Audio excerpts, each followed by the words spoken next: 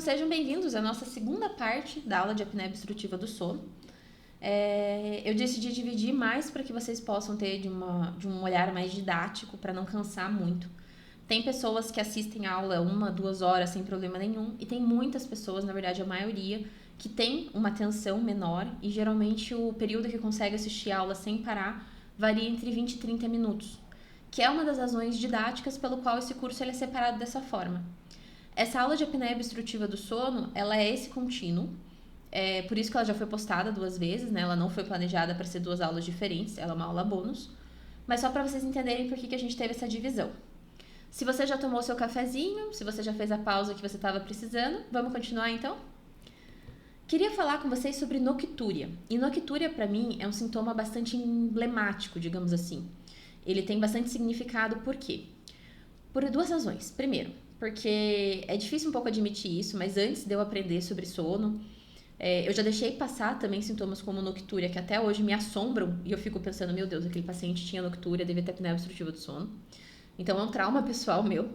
É difícil admitir essas coisas, né, gente? Mas esse é um trauma pessoal meu. E a segunda razão, por quê? A gente trabalha com idosos, né? Quem tá fazendo esse curso provavelmente se interessa pelo cuidado com idosos, ou entre as coisas que faz, tem cuidado com idosos. A noctúria, ela traz riscos para os idosos. Por quê? O paciente tem que levantar durante a noite. Um paciente com comprometimento visual, comprometimento de mobilidade, uma chance aumentada de cair, existem muitos casos de queda que ocorrem durante a noite. E isso pode levar ao desfecho próprio da queda, ou seja, a pessoa cair de fato, ou a pessoa por medo de cair, ou por não ter vontade de levantar várias vezes para fazer xixi à noite, ela evitar de ter consumo de água. Então, uma das razões, também não a única, né? Mas uma das razões porque às vezes o idoso não adere à tua orientação de se hidratar melhor. Às vezes é porque ele vai muitas vezes ao banheiro de noite, mesmo sem fazendo restrição hídrica durante o dia, principalmente durante o período noturno. E existem alguns casos que o problema é a noctúria por conta da apneia obstrutiva do sono. Então, esse daqui não tá no Stop Bang, mas para mim ele é um sintoma, daqueles sintomas escondidos que você precisa pensar no assunto para que você possa conseguir um desfecho muito melhor. Se você fizer um diagnóstico de apneia obstrutiva do sono baseado na queixa de noctúria, fizer o exame, for isso mesmo, você não só vai estar impedindo que o seu paciente levante de madrugada e caia, porque ele não vai acordar tanto durante a noite, mas você também está provavelmente ajudando ele a aderir à hidratação durante o dia. Então você cria uma possibilidade para melhorar outras áreas da vida dele.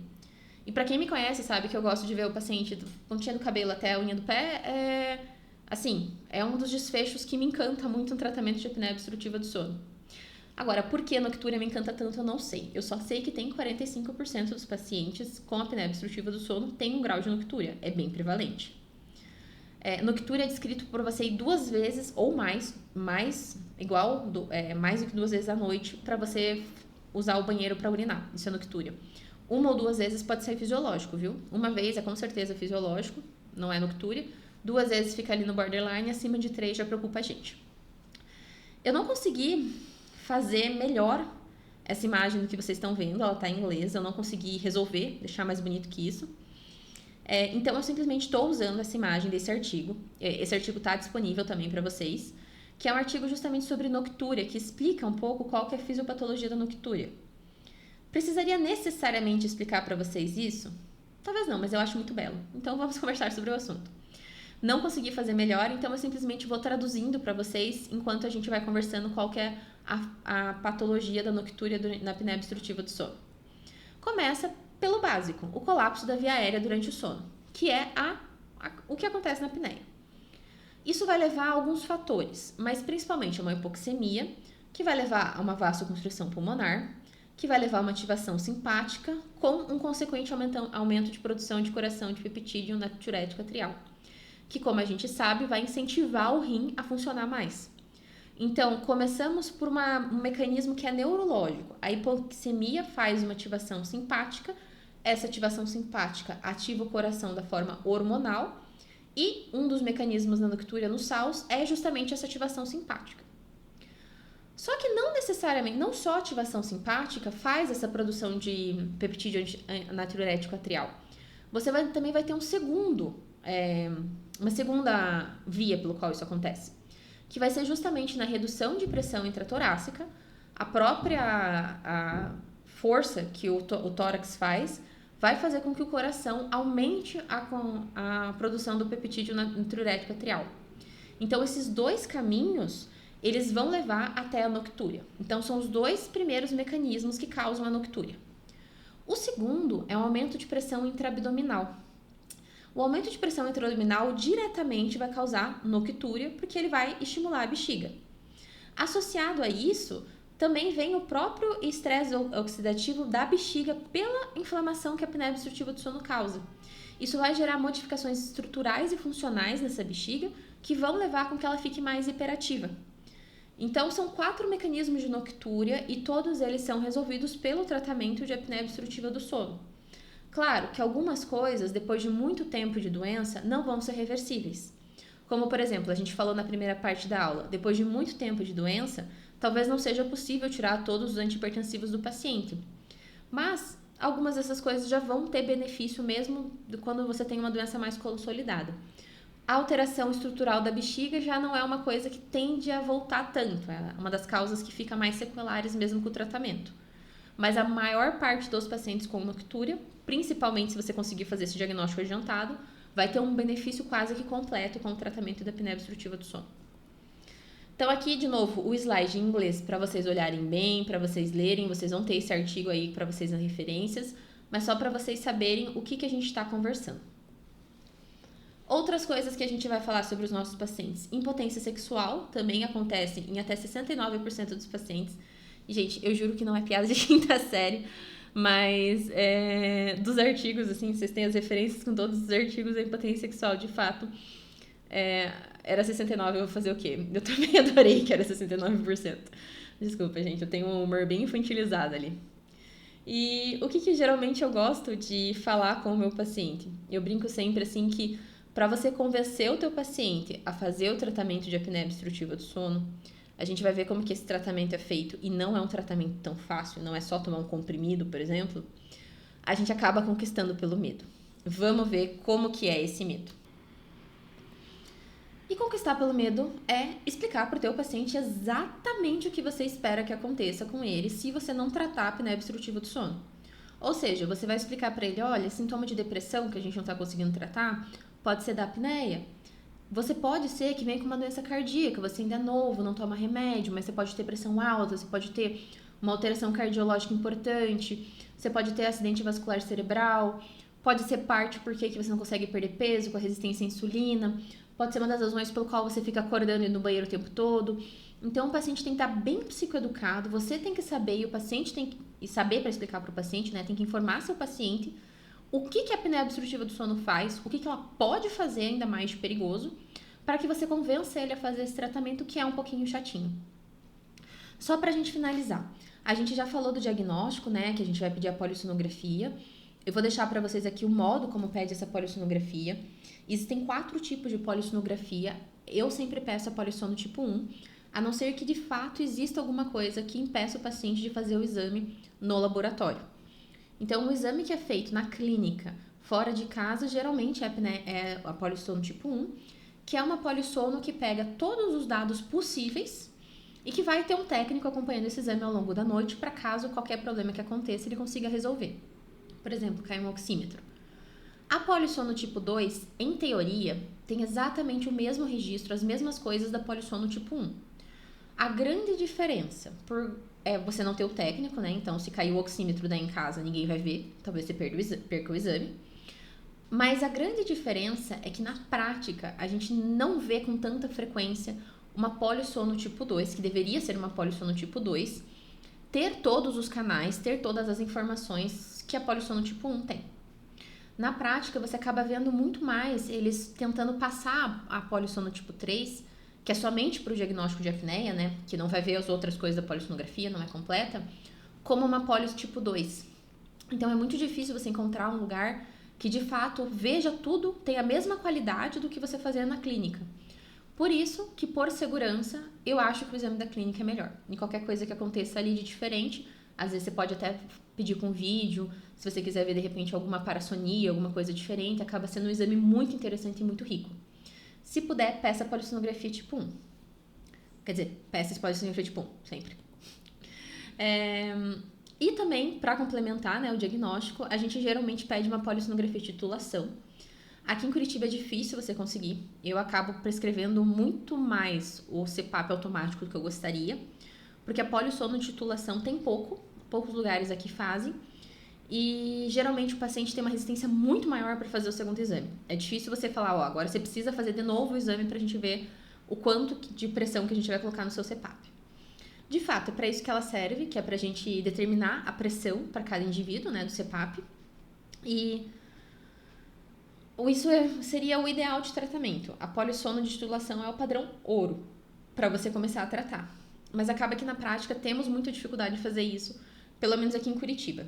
Quando eu estava na residência lá em São Paulo, acabava sendo um pouco mais fácil, porque tinha mais locais e, assim, é uma cultura um pouquinho diferente. Da onde eu falo da onde eu sei, eu conheço daqui, então é a realidade que eu tenho observado.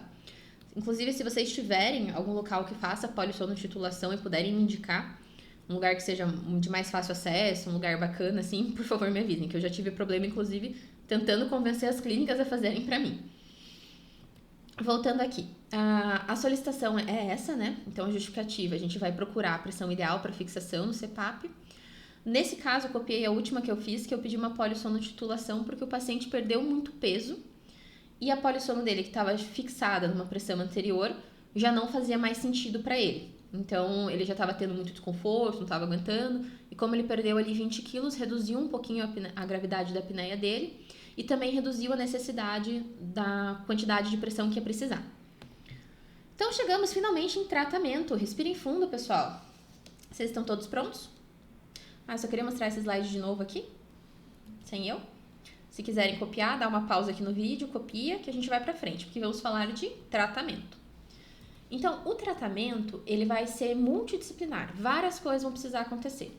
Comentei com vocês do meu paciente que perdeu 20 quilos, que melhorou bastante a apneia. E isso, de fato, acontece. A perda de peso para o paciente obeso é indicada como tratamento. Às vezes, o paciente que é muito obeso e tem uma apneia muito leve, uma apneia que não é grave, nunca teve um desfecho cardiovascular, pode ser o único tratamento. Tem pacientes meus que hoje a gente fez acordo de perda de peso e que estão numa jornada para perder peso para que possam repetir a polissonografia depois de um ano e ver se essa perda de peso conseguiu ajudar a normalizar.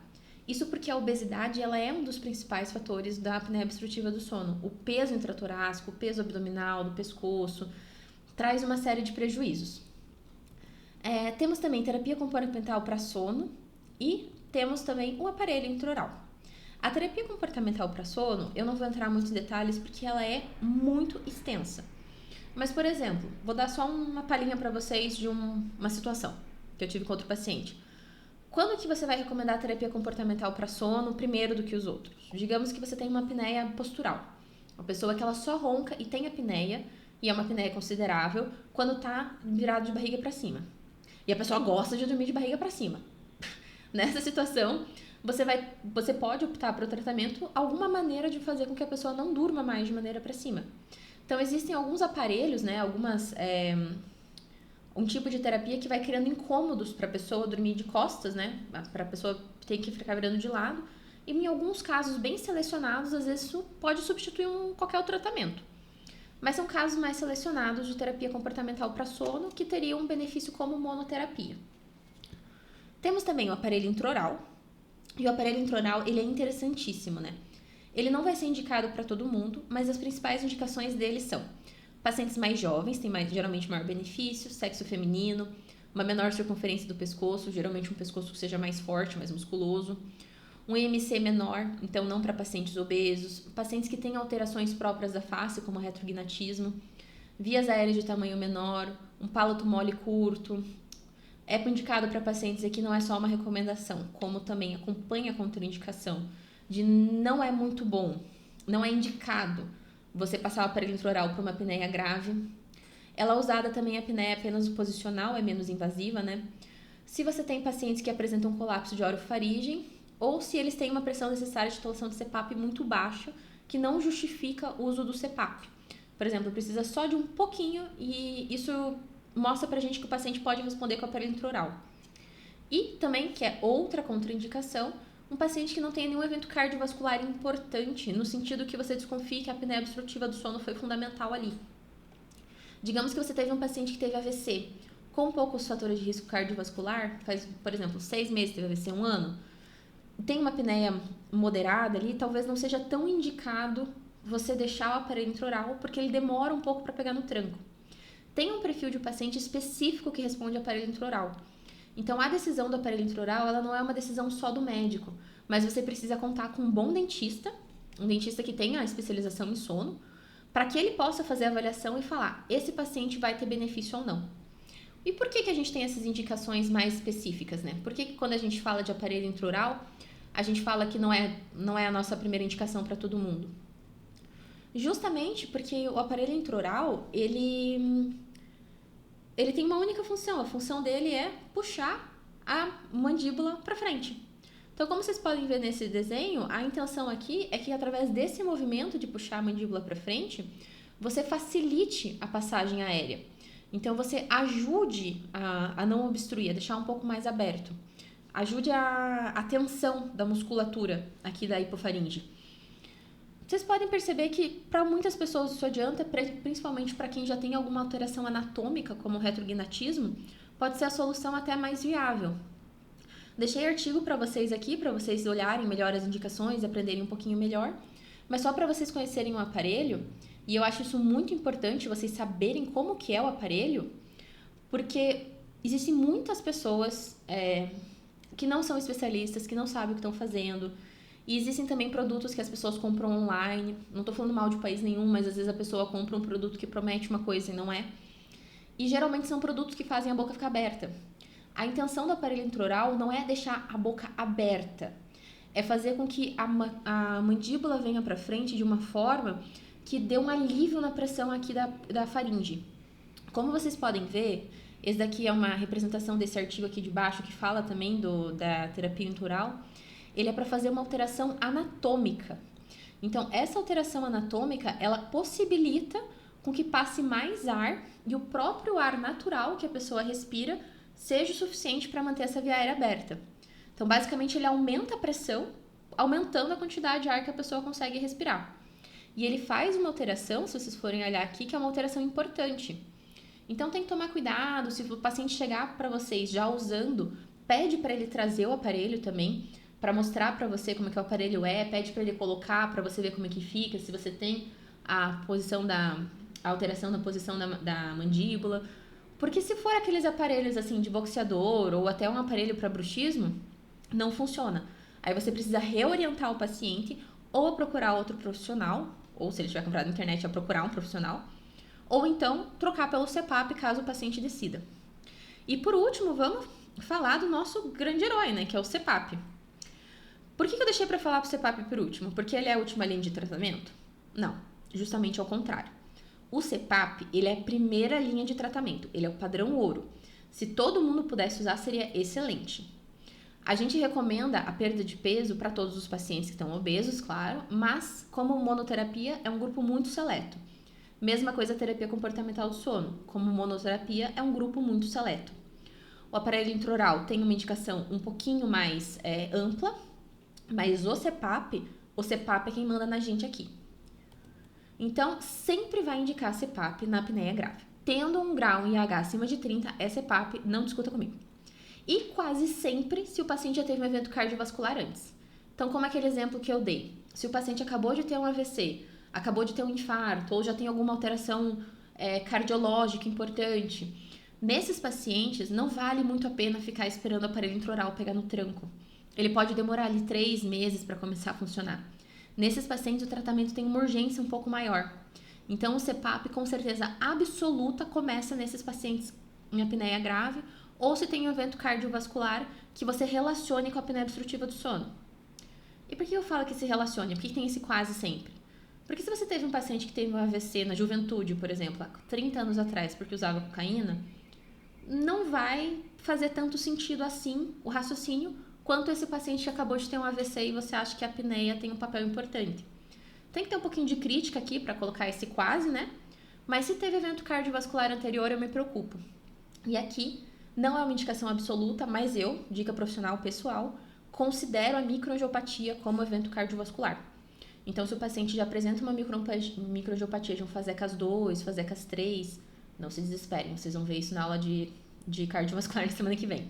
Mas se ele já tem essa alteração, eu considero como evento cardiovascular e eu priorizo o CPAP. Na verdade, eu priorizo o CPAP para todo mundo. Mas só para vocês saberem que são as situações que vocês também precisam priorizar. Vamos ver um pouquinho mais do CPAP, então? Quando a pessoa ela chega e você fala, olha, você vai ter que prescrever o CPAP. Ela possivelmente vai ter uma imagem na cabeça dela de alguma coisa tenebrosa do que o CPAP seria. Ou uma máquina muito grande, ou uma máscara que fique cobrindo o rosto todo. Ela vai ter uma ideia um tanto quanto fantasiosa e quase sempre com uma conotação negativa. Confesso para vocês que não tem como dizer para o paciente que usar o CPAP vai ser confortável. Porque, afinal de contas, é uma coisa estranha num período de relaxamento. A máscara, hoje em dia, ela é bem menor, ela é só nasal. Isso traz mais conforto. Os aparelhos são menores e silenciosos, traz mais conforto também. Mas, muitas vezes, o paciente precisa de uma adaptação. Como que vocês vão prescrever esse CPAP? Vocês vão colocar o CPAP, eu aqui coloquei, juro pra vocês que eu não sou paga pra fazer propaganda de ninguém, mas eu coloquei o CPAP que eu gosto de prescrever, que é o do CPAP da ResMed. Vai colocar um tempo de rampa, né, que é o tempo que leva pro CPAP ligar. Então, a partir do momento que você aperta o botão, ele cresce a pressão paulatinamente até chegar na pressão que está prescrita, na pressão que está fixada. A máscara quase sempre vai ser uma máscara nasal. A maior parte dos pacientes você já pode prescrever com uma máscara nasal. Vai ter pouca gente que vai ter benefício daí de usar a máscara na boca inteira.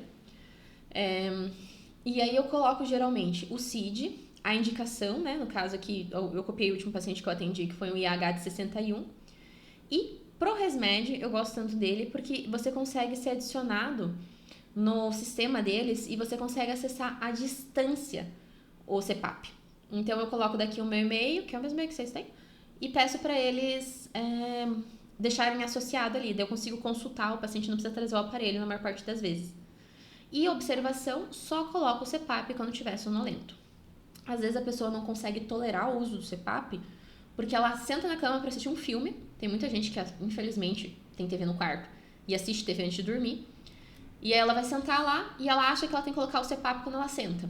Só que ela coloca quando ela senta e vai ficar 2 horas assistindo o filme. É óbvio que vai ser intolerável usar o CPAP. Então você fala pro paciente, é quando você vai dormir, quando você estiver cansado e sonolento, aí você coloca e liga o CPAP. Então é basicamente isso. Se você não tiver a oportunidade da titulação, aqui está a opção de fazer o CPAP automático também. Então, voltamos aqui para o tratamento de CPAP. Passando para frente, aqui a máscara nasal, né, que eu tinha comentado com vocês.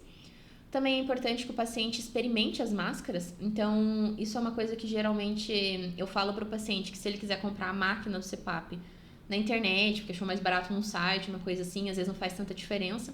Mas a máscara e a fita que prende o rosto, né, o fixador da máscara, é importante a pessoa testar. Então, é importante que essa pessoa vá na loja, experimente os diferentes tipos que tem, para ver se a gente consegue usar ou não. Tem máscara que é no nariz, tem uma máscara que parece que é só um catéter. Às vezes tem gente que, por conta do formato do nariz, precisa de uma máscara de rosto inteiro também.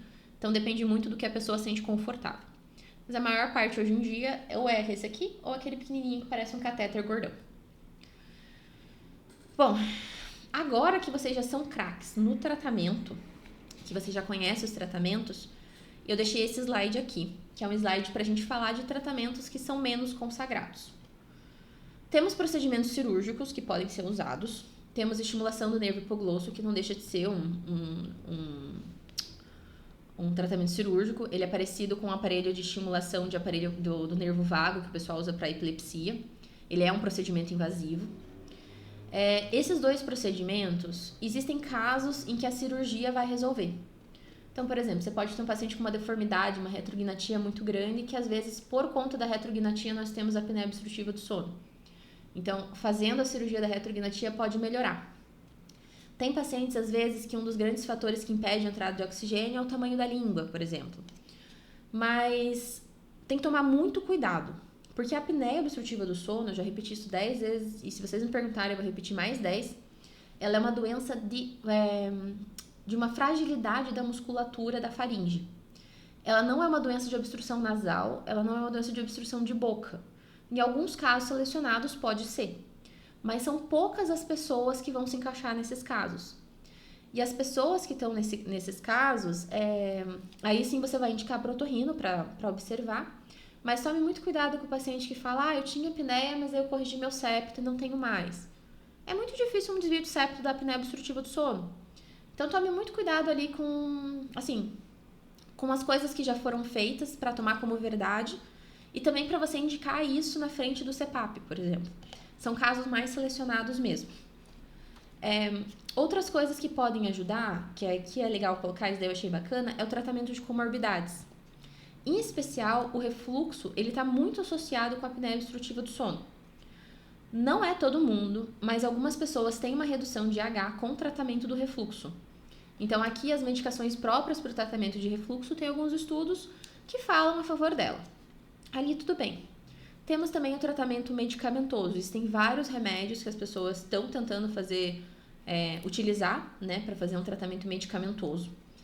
Nenhum deles tem uma evidência para ser primeira linha de tratamento. Nenhum deles, não existe um remédio que você vai falar, toma isso daqui e não precisa usar o CPAP. Eles são para pessoas geralmente que não toleram o uso do CPAP. Então, populações que têm sensibilidades, por exemplo, uma pessoa com autismo, por exemplo, no espectro do TEA, que não consegue fazer uso de jeito nenhum. Ou, por exemplo, para pessoas que, por alguma razão cognitiva, não dão conta. Um DI, uma pessoa com demência, aí você pode tentar essas outras coisas. Só para vocês saberem que a primeira linha de tratamento ainda é o CPAP, com base mesmo com tudo isso existindo. Até aqui tudo bem, pessoal? Ok, respirem fundo. Só indicado se não for possível usar o CPAP. Deixar isso bem claro. Bem claro. Só pra ficar bem claro. Tá bem claro? Beleza, vamos lá. Então, a cereja do bolo de hoje, já que a gente tá falando em medicação, queria compartilhar com vocês da atomoxetina. A atomoxetina, ela é uma medicação para TDAH, né? O Atenta aqui no Brasil. Só tem essa marca. Não tô fazendo propaganda, não me pagam pra isso. Mas só existe ela. O Atenta, ele é uma medicação que ele tem um perfil que alguns estudos mostram que quando combinados com oxibutinina, poderia reduzir bastante a apneia obstrutiva do sono. Novamente, é para vocês começarem a prescrever Atenta para apneia? Não. Mas por que eu trouxe isso? Eu tive um paciente que chegou aqui com uma queixa de apneia de já ter diagnóstico de TDAH desde a infância e tudo mais. E estava tendo alguns problemas com o psicoestimulante. Não estava conseguindo usar, veio aqui falando que queria tentar usar o Atenta. Já veio com essa ideia na cabeça e a gente falou, tá bom, vamos tentar. Só que conversando com ele falou que ele tinha os roncos e tudo mais. Eu, sem saber desse artigo que eu tô mostrando pra vocês, falei com ele, ok, vamos prescrever o Atenta, mas como eu tô desconfiada que você tem apneia obstrutiva do sono, pode ser que você não melhore muito. Pode ser que essa falta de resposta que você teve ao psicoestimulante nesses últimos anos seja da apneia obstrutiva do sono e por alguma razão você não melhore. E aí ele falou, tá bom, entendeu? Pegou a polissonografia. Como quase todos os meus pacientes, ele deixou para depois a polissonografia e na consulta no mês seguinte ele não tinha ela pronta ainda. Mas ele trouxe um dado curioso. Ele referiu que a esposa dele falou que ele parou de roncar. Então, e ele estava se sentindo muito, muito melhor do que ele estava com o psicoestimulante. Foi aí que eu fui discutir o caso com alguns colegas meus e um deles me mandou esse artigo, dizendo que de fato tem algumas pessoas estudando. Não estou recomendando vocês usarem o Atenta, pelo menos até o presente momento não tem nenhuma recomendação para vocês trocarem o CPAP pelo Atenta, mas como eu achei isso incrível, e assim, eu acho psiquiatria, psicogeriatria, medicina do sono incríveis, e todos os dias a gente está aprendendo muito e vendo coisas muito legais. Como eu vi isso e achei muito legal, eu achei que valia a pena trazer a pena para vocês. Mas de forma alguma eu tô dizendo prescrever uma atomoxetina e oxibutinina. Só tô falando que talvez seja uma opção. Quem sabe para algum paciente que em especial que não dê conta do CPAP possa ser uma opção também. Mas aqui vem eu tô esperando ainda a polissonografia desse paciente. Tendo essa polissonografia pronta, depois eu conto para vocês a fofoca. Mas como todos os meus pacientes, eu imagino que ele vai me enrolar mais um pouquinho para fazer essa polisson. Enfim, pessoal, a nossa próxima aula volta para o nosso cronograma normal, que é a aula de transtorno obsessivo, compulsivo e acumulação no idoso. Ela vai ser feita nas semanas posterior, depois da nossa aula de doença cerebrovascular, que é a da próxima semana. E eu quero que vocês deixem as dúvidas para mim aqui embaixo, que vocês mandem e-mail. Todas as coisas que vocês estão mandando pra gente, a gente tá tentando colocar dentro do nosso curso. E eu fico esperando vocês com esse feedback, qualquer dúvida. E se vocês quiserem alguma coisa mais aprofundada em apneia obstrutiva do sono também, deixem aqui embaixo que a gente pode fazer aulas bônus de aulas bônus de aulas bônus. Essas aulas bônus, elas me encantam muito porque elas abrem uma possibilidade de temas que não seriam discutidos geralmente. São temas que são importantes para quem trabalha com idoso. Então, sem mais demoras, né? Vou liberar vocês pelo dia. Tchau, tchau, pessoal, e boa semana!